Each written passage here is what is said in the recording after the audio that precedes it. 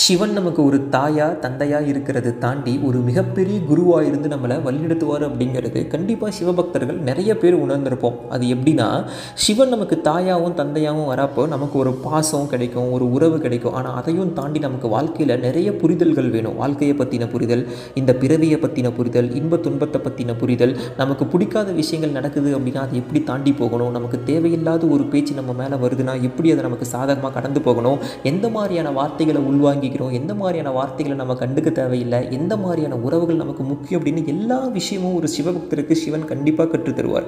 நம்ம பெரும்பாலும் சிவன் சோதிக்கிறாருன்னு சொல்லுவோம். ஆனால் அதையே கொஞ்சம் யோசிச்சா அதில் சிவன் என்ன நமக்கு கற்றுத்தராரு, என்ன சொல்ல வராரு அப்படிங்கிறது கண்டிப்பாக புரியும். அந்த விஷயத்திலிருந்து மீண்டு வந்த அப்புறம் நமக்கு அவர் உணர்த்துவார், அவர் என்ன நமக்கு சொல்கிறதுக்காக இல்லை கற்றுத்தரத்துக்காக அந்த விஷயத்தை செஞ்சாருன்னு.